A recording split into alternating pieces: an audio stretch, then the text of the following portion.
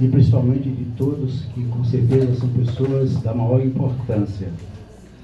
Falar num evento desses não é fácil, porque eu estou aqui lidando com super pedagogos, super educadores. Eu fui professor do ensino médio durante 16 anos. Antes, me permitam a alusão pessoal, meu nome é Dejeane Medeiros Dantas, eu sou formado em Química, tenho um curso de licenciatura e tenho um curso de bacharelado que chama de Química Pura. Mas ao chegar em Caruaru, eu tive a felicidade de escolher a profissão de professor do ensino médio, e essa função eu desempenhei durante 16 anos com muito amor, e hoje tenho uma saudade enorme, porque foi na educação que eu me realizei. Eu disse muitas vezes aos meus alunos, eu aprendi com vocês muito mais do que vocês aprenderam comigo. Eu acredito que vocês que trabalham com pessoas especiais aprendem muito mais do que eles. E tinha uma coisa interessante, que certa vez a madre, que era professora de física do Colégio Sagrado Coração, para vocês terem uma ideia, a irmã Clara era formada em física pela Universidade de Berlim, e ela veio ser professora em Caruaru. E ela traduzia os livros do alemão para o português para a Universidade de Brasília. E ela dava aula após a minha. E aí, um certo dia, ela mandou me chamar para falar comigo. Naquela época eu tinha 20 e poucos anos de idade, estava iniciando, e achava que ia receber uma advertência ou qualquer coisa parecida. E ela pediu que eu sentasse e disse, professor, por que é que todas as vezes que eu dou uma aula após a sua, eu não tenho coragem de apagar o seu quadro? Porque eu sabia que a minha matéria química era uma matéria difícil, eu tinha que dar a ela um colorido, e eu usava giz de cores, e fazia muitos desenhos, que eu sempre gostei. Mas eu disse a ela uma coisa, que eu acho que vai tocar em cada uma de vocês, em cada uma das educadoras. Eu nunca dei aula para os meus alunos, eu dava aula para mim, eles assistiam a minha aula, junto comigo, porque eu fazia com amor. E com amor, tudo que se faz, se recebe através do amor. Por isso que eu digo que eu estou num momento ímpar da minha vida, diante de pessoas tão importantes como vocês são, por tratarem de seres humanos iguais a vocês, iguais a mim. E nós, nessa palestra, nessa humilde palestra, vamos tentar tirar essa grande dúvida que a gente tem sobre a natureza humana, sobre o ser humano. Eu começaria com uma parábola. E essa parábola, ela retrata tudo que nós vamos falar hoje.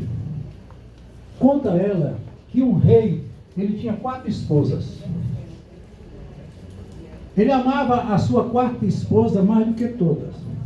A ela ele dava toda a atenção.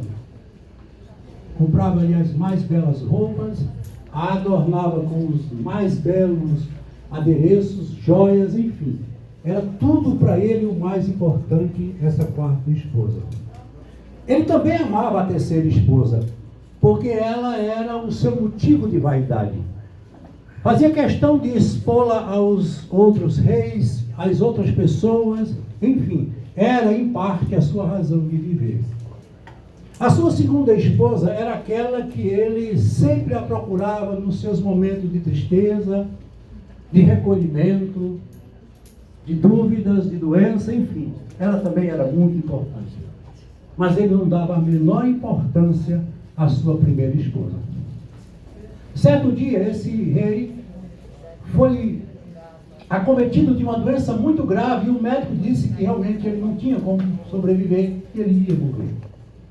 Deitado no seu leito de morte, ele convidou as 4 esposas para perguntar a cada uma delas: quem vai comigo? Quem vai ficar comigo? Se eu a amei tanto. Todas elas. Quando ele fez a pergunta à 4ª esposa, dizendo que iria morrer, e se ela ia com ele, ela nem sequer lhe deu atenção. Virou as costas e foi embora. O rei ficou muito triste. Mas não satisfeito, ele convida a sua terceira esposa e diz: você está sabendo que eu estou no meu momento final? Você, sabendo que eu vou partir, você vai comigo? Ela disse: é você fechar os olhos, eu estarei nas mãos dos outros. E o rei ficou muito triste.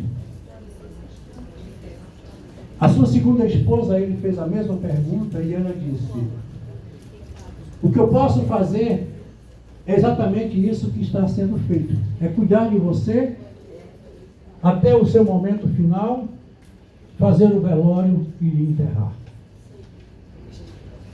Mas sem que ele menos esperasse, uma voz silenciosa, lá no fundo do quarto, disse: eu vou com você para onde você for. A moral dessa história diz o seguinte: que a quarta esposa é o corpo físico. É dele que a gente cuida mais do que tudo. É lógico que a vaidade humana é importante, principalmente dentro da natureza feminina.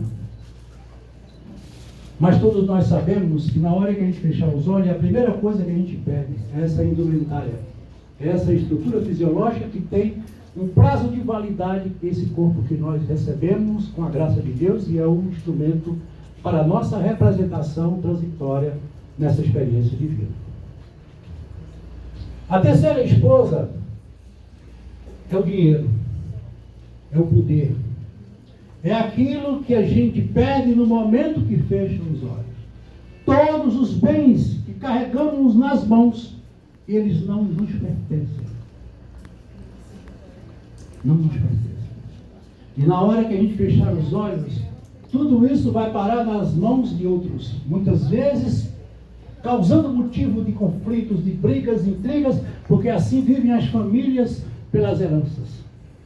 Deixada por um rei que não se preocupou com outra coisa, a não ser em criar e construir patrimônios. A segunda esposa, ela é muito importante, é a nossa família. É ela que nos acolhe, que nos ouve. É nos momentos de angústia, de tristeza, que a gente se recolhe aos recônditos do lar para desfrutar daquilo que a gente muitas vezes não encontra lá fora. É uma esposa amorosa, um filho amoroso, é um conflito, porque a sociedade familiar ela vive de conflitos também. Enfim, mas é lá onde a gente se recolhe e se sente um pouco agido. E quem seria a primeira esposa? A primeira esposa é o nosso espírito. Ele é a única realidade que nós temos, é o nosso espírito. Por isso que hoje eu trouxe como tema essa dupla natureza humana. A gente não sabe aonde começa o espírito, nem aonde termina a matéria e vice-versa. Nós somos uma dicotomia. E aí você diz, como é que a gente pode ter uma noção disso? Houve um grande encontro de sábios teólogos na Europa, há muitos anos atrás, para tratar de um tema complexo que era Deus. E foram muitos os depoimentos, cada um fortalecido mais com a crença que cada um tem de Deus. Mas existia ali um homem chamado Herbert Marcuse. Marcuse era ateu. Ele era um homem cético. Ele não acreditava em Deus. E feito todas as pregações, tudo o que se falou, ele formulou a seguinte pergunta: se vocês disseram que Deus é Pai, que Ele é onisciente, Ele sabe de tudo, se Ele é onipresente, Ele está presente em tudo, se Ele é onipotente, Ele pode tudo, Ele é soberanamente justo e bom, e chegaram ainda a acrescentar, dizendo, uma expressão do Mestre Jesus, quando dizia, qual pai cujo filho lhe pede um pão, lhe dá uma pedra, lhe pede um peixe, lhe dá uma serpente? Se vocês, pais da terra, não fazem isso pelos seus filhos, por que Deus fez? E porque Deus permite a dor e o sofrimento? E ninguém soube responder. Naquele tempo, quando eu li essa matéria, eu era um estudante universitário. Eu vivi um momento mais difícil da minha vida.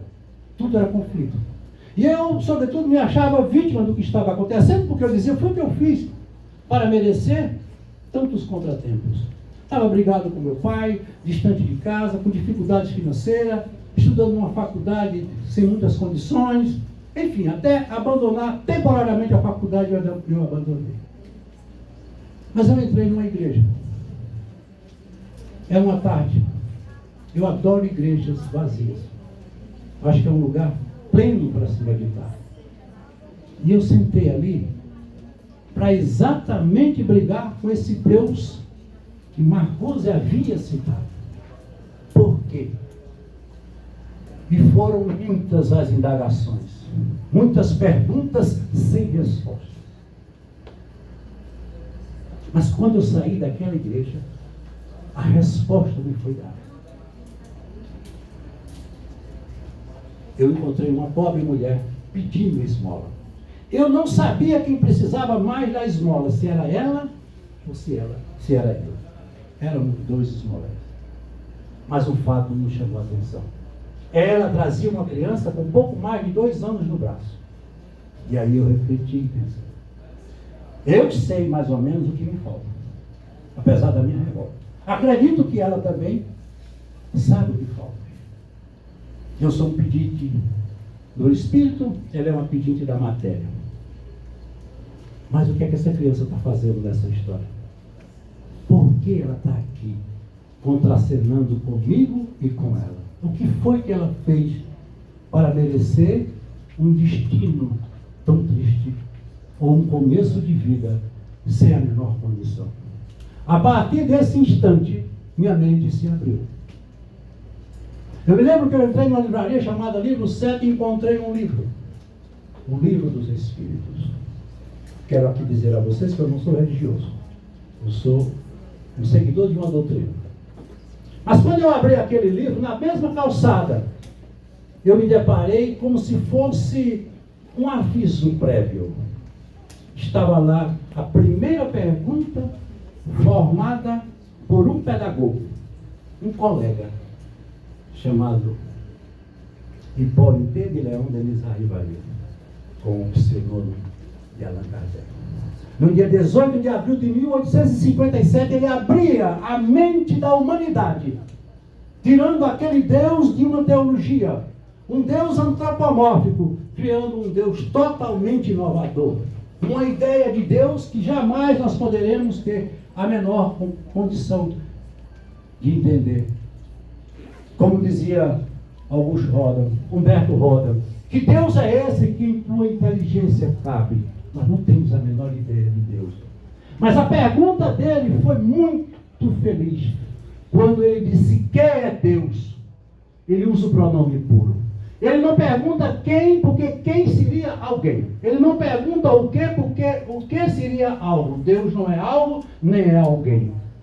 Deus é Deus. Mas os Espíritos, naquele instante, deram a resposta mais fiel, mais perfeita, e é essa que eu defendo até hoje. Deus é uma inteligência suprema. É uma causa primária. É a origem de todas as coisas. Veja que coisa linda para a gente abrir a mente e dizer assim, agora sim eu entendo o porquê da vida. Agora eu entendo o porquê do sofrimento. Agora eu entendo o porquê da dor. Porque se é uma inteligência é uma coisa dinâmica, é uma coisa que pensa. Então, se Deus é uma inteligência, Deus é um pensamento, nós somos o quê? Uma essência e um pensamento de Deus. É como se Deus fosse todo, como é, o pensamento de todo o universo, e nós fôssemos a unidade desse pensamento. Tem um colega que diz uma coisa linda, diz, nós somos um momento do pensamento de Deus. Eu acho isso perfeito. Um momento do pensamento de Deus. E como é que a gente pode entender isso? Como é que a gente pode ter uma ideia dessa inteligência, desse pensamento? O que a gente pode entender é que nós não somos outra coisa a não ser um pensamento. E um grande escritor e um grande espírito dizia assim, que o universo é a materialização do pensamento de Deus.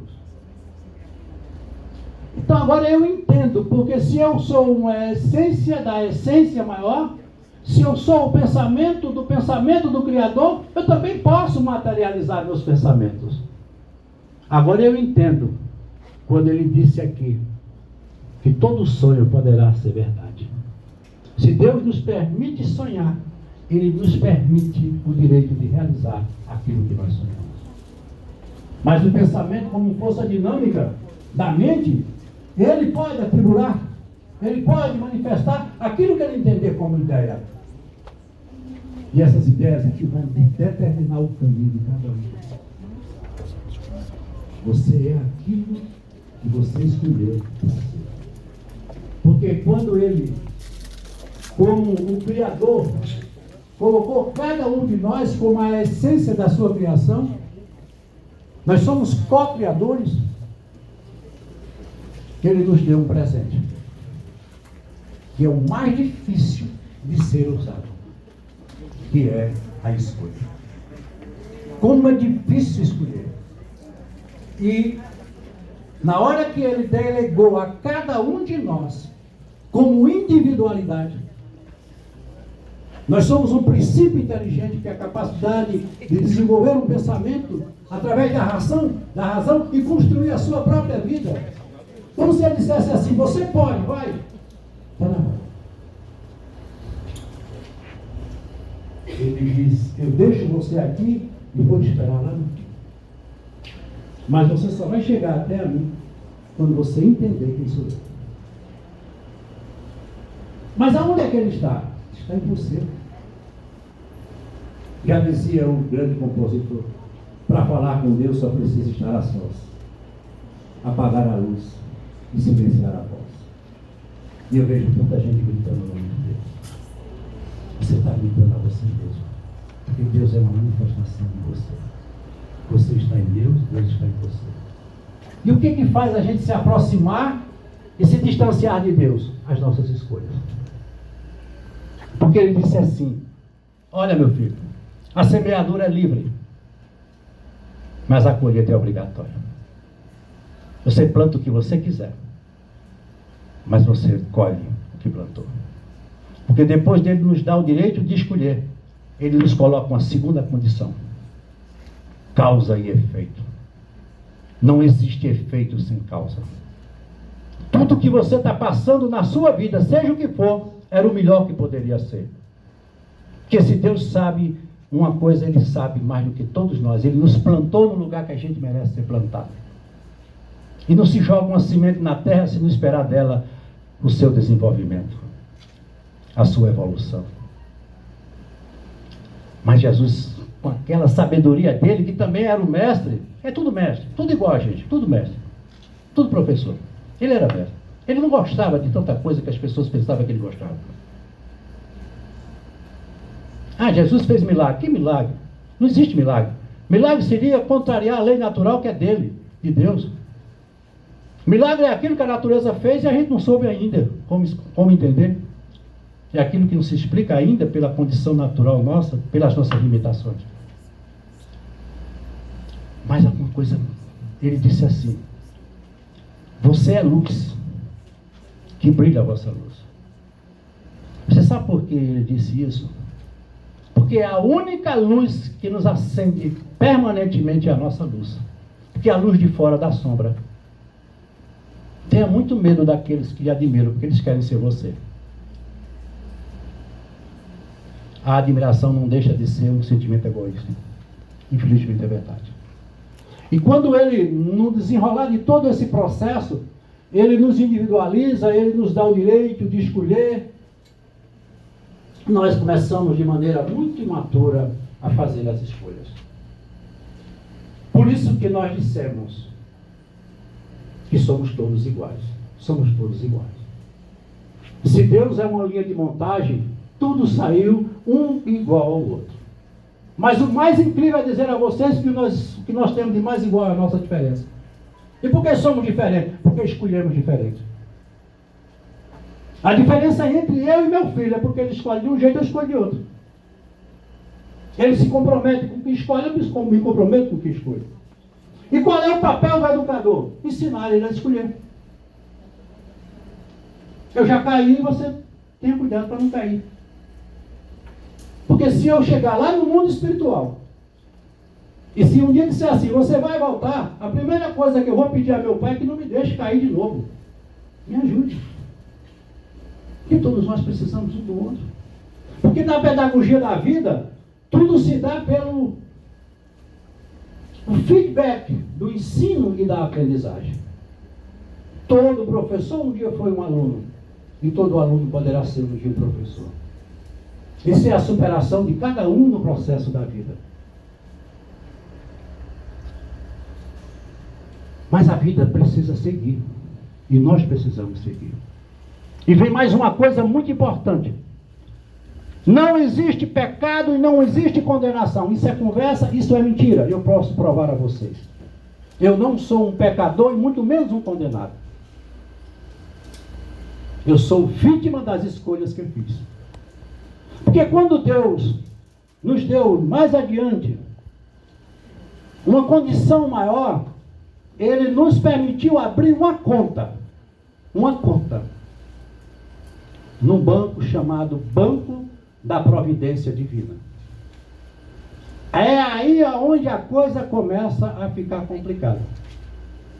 Vocês sabem que uma conta pessoal, ela só pode ser movimentada pela pessoa que é a autora da conta. Não é verdade? Por mais que o gerente queira, ele não pode interferir nos valores que estão em sua conta. A não ser para fazer aquilo que a gente sabe que é tão comum, que é os acréscimos dos juros pelos débitos que nós contraímos. E essa conta ela começa zerada. E eu saio por um caminho. Aí de repente eu me vi diante de uma situação, de uma circunstância que eu pratiquei uma coisa boa. Eu atendi um jovem, eu atendi uma criança, eu acolhi um necessitado. Aí o que é que ele faz? Olha, vai entrar um valor positivo, vai entrar um crédito na tua conta. E esse crédito fica aí depositado. Mas sem menos esperar, por um deslize eu cometi um ato que não devia cometer. Aí de repente eu contraí um débito. Isso vai para a conta. E o que é a vida da gente? Um encontro de créditos e débitos. Nós estamos aqui, lamentavelmente, como devedores. Nenhum de nós tem essa conta em dia. Só teve um aqui na terra que teve essa conta fechada, zerada, que foi Jesus. Por isso que Jesus, ele não escolhia, porque na condição de um espírito que ele era, ele não fazia escolha. Vocês sabem que a única coisa que o amor não faz é escolher. Todo aquele que escolhe por amor, ele é um egoísta. É o ego. Eu ouvi uma expressão muito bonita de um amigo meu, que disse assim: você sabe o que é a felicidade? Não. A felicidade é a busca dos desejos reprimidos. Isso é lindo. Porque a nossa vida é formada por dois fatores concomitantes: culpa e recompensa. Todos nós chegamos aqui carregando um sentimento de culpa. Porque se nós voltamos para essa experiência, num planeta que dizemos ser um planeta escola, e eu digo a vocês que a Terra é um planeta escola, por quê? Porque toda hora e a todo momento nós estamos passando por provas. E as provas são avaliações naturais de um processo educacional. Mas eu pergunto aqui a vocês, educadores, quem é que tem o direito de aplicar uma prova sem ter dado o conteúdo? Ninguém. É injusto. Então, se eu estou passando por uma prova de dor, eu tenho que passar por ela. Porque vocês viram lá no começo que ele disse que ele é onisciente, onipresente, onipotente, soberanamente justo e bom. Ele não poderia ser injusto comigo. O que é perfeito não é. Perguntaram lá no livro Richard Beck, Fernão Capelo Gaivota, o que é o paraíso? Ele disse: o paraíso não é um lugar, não é um tempo. O paraíso é a perfeição. Eu estou em dia com a vida. Estou pleno, então estou no paraíso. Porque esse paraíso que inventaram ele também não existe. Porque nem escolha se faz no paraíso. E vocês querem uma prova disso? O próprio Jesus, como mestre, ele começa a sua experiência aqui, nos mostrando aquilo que existe de mais importante. Não importa de onde eu vim, o que importa é para onde eu vou. Ele nasceu numa manjedoura. É muito bonitinho a gente ver no período natalino aquela lapinha, não é? Mas imagine o que era uma manjedoura, não, o que era uma estribaria naquele tempo. Se as moradias eram precárias, imagine o lugar onde ficavam os animais. Foi ali o lugar onde ele escolheu para nascer. Sabendo o que ele sabia, sendo quem ele era bem provável que ele tivesse nascido em Roma. Era a capital do mundo, do poder. Ele podia, não era ele o que estava acima de tudo e de todos? Por que ele não foi para a Grécia, que era a capital da cultura, da filosofia? Por que ele não foi para o Egito, que era a capital das grandes edificações? Disse, não, deixa eu ficar aqui. Isso foi a revolta maior do povo judeu. Como é que esse homem vem fazer uma revolução e começa numa miséria dessa?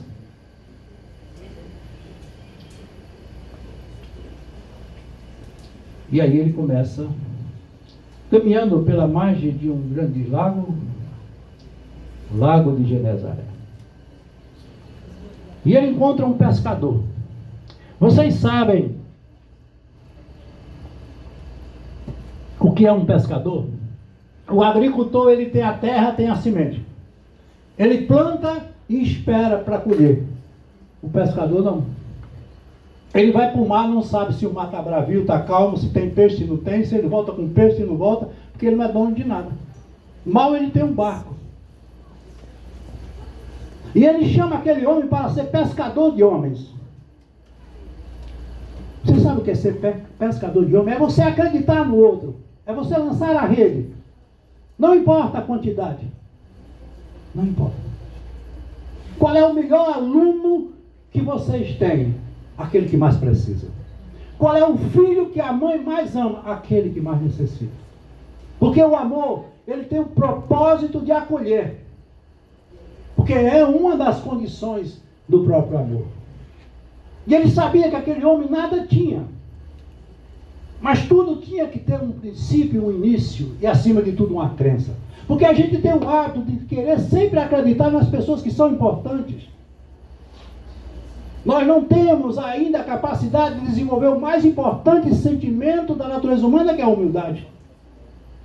Veja que no próprio Sermão da Montanha, ele diz, para que você suba essa montanha, é preciso que você parta de um princípio lógico, que é a essência de tudo. Bem-aventurados os pobres de espírito, porque terão o reino de Deus. O que é pobre de espírito? É humilde. Ou a gente tem humildade, ou a gente não consegue subir. E o que é o reino de Deus? Ele disse, é obra divina no coração dos homens. Porque o Evangelho, meus amigos e minhas amigas, o Evangelho não foi feito para as multidões, como está sendo aí apresentado. O Evangelho foi feito para as consciências. O Evangelho está dentro de cada um de nós. Nós não aprendemos em grupo o tanto quanto podemos aprender sozinhos. Mas precisamos estar em grupo. Por isso que eu digo, ele não veio aqui como pastor para cuidar de ovelhas. Ele veio para cuidar dos lobos. Porque cuidando dos lobos, ele livra as ovelhas. E quando ele, naquela subida vertiginosa, ele dá o segundo passo, naquele grande sermão, que era um sermão de uma revolução até hoje, não entendida e compreendida pelos homens, ele disse uma coisa muito importante. Herbert Marcuse não sabia. Bem-aventurados os que choram, porque serão consolados. O que ele quer dizer com isso? Você vai chorar. Você vai chorar, você vai sofrer. Porque a proposta é essa. Mas existem muitas maneiras de chorar e muitas maneiras de sofrer. Uns choram revoltados, outros choram sem ter lágrimas. E assim ele vai mostrando a cada um de nós os passos que deveriam ser dados. Mas ele deu a gente um outro sinal importante. Não julgue o próximo. Nós somos todos iguais. Mas por quê? Por que somos todos iguais? Quem é esse homem aqui? Esse homem é um tirano, um cobrador de impostos.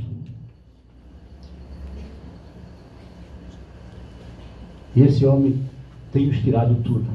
Era Mateus. A única coisa que ele fazia era tomar do povo judeu as contribuições que ele capturava através daquilo que eles conseguiam. E eles vêm comigo, mas como é que pode, Senhor? Esse homem é um inimigo nosso. Vem comigo, Mateus. E ele saiu formando o seu grupo. Vocês sabem o que é ser uma prostituta, uma mulher da vida, naquela época?